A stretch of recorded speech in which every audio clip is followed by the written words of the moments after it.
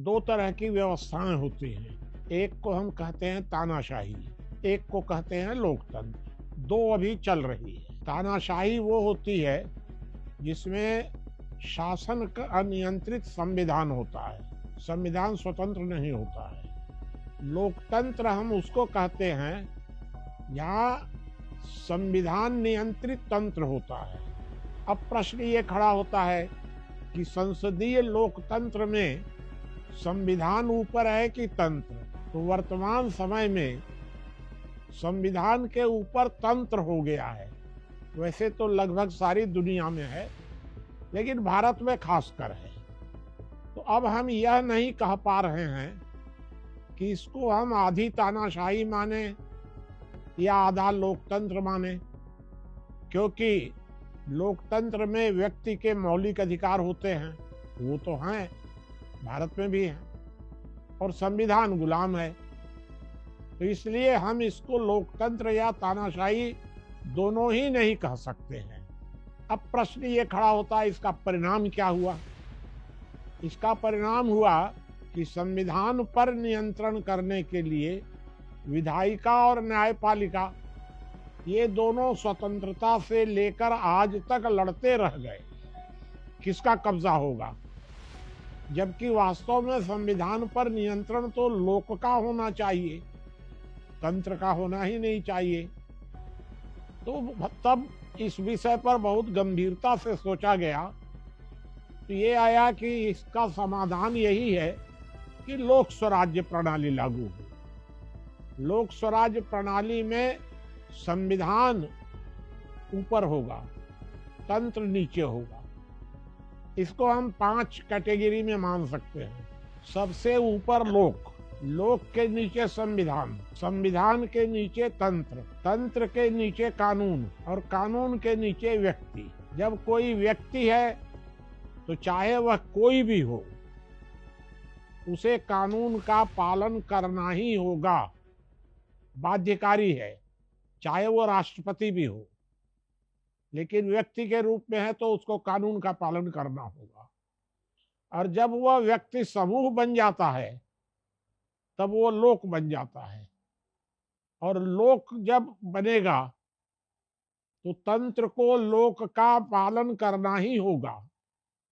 मेरा लड़का कलेक्टर बन जाए, मैं कलेक्टर ऑफिस में जाऊंगा तो मैं उसके सामने खड़ा रहूंगा, वो आदेश देगा, और वो हमारे घर में आएगा तो वो जमीन पर बैठेगा, मैं उसको एक झापड़ पीट भी सकता हूँ, क्योंकि वो मेरा लड़का है।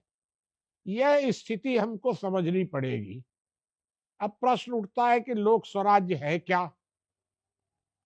तो लोक स्वराज्य में किस सबसे पहली अवधारणा ये है कि तंत्र हमारा मैनेजर माना जाएगा, लोक का, शासक नहीं, और तंत्र व्यक्ति का शासक होगा।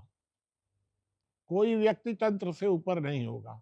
वर्तमान समय में तंत्र ने अपने को शासक घोषित कर दिया, सरकार। लोक से ऊपर सरकार कैसे हो सकती है?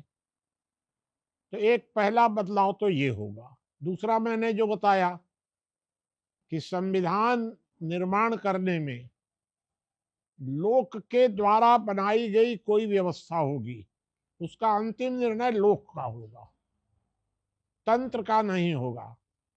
तंत्र उसके साथ तालमेल कर सकता है। इस तरह हम लोग लोकतंत्र का एक सुधरा हुआ स्वरूप बता रहे हैं। और तीसरा अंतर ये आएगा कि लोक स्वराज्य में पार्टिसिपेटरी डेमोक्रेसी होगी, अर्थात केंद्र सरकार के पास बहुत कम अधिकार होंगे, दायित्व होंगे सरकार के। सबसे महत्वपूर्ण परिवार होगा, फिर कुछ अधिकार गांव के होंगे, कुछ जिले के होंगे, कुछ प्रदेश के होंगे, कुछ समाज के होंगे, केंद्र के होंगे, और कुछ ही दायित्व सरकार के पास रहेंगे।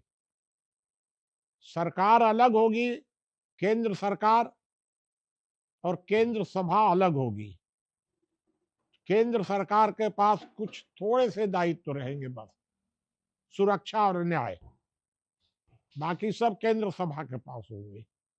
इस तरह हम लोग इसका एक ढांचा बना रहे हैं।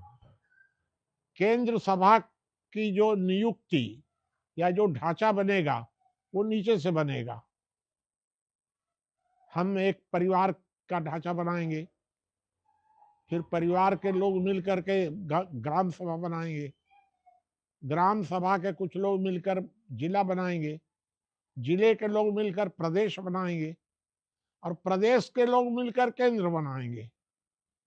इस तरह एक ढांचा नीचे से जाएगा और एक जो सरकार, केंद्र सरकार या पार्लियामेंट जो बनेगी, उसका वर्तमान में जो चुनाव होता है उस तरीके से पार्लियामेंट बनेगी।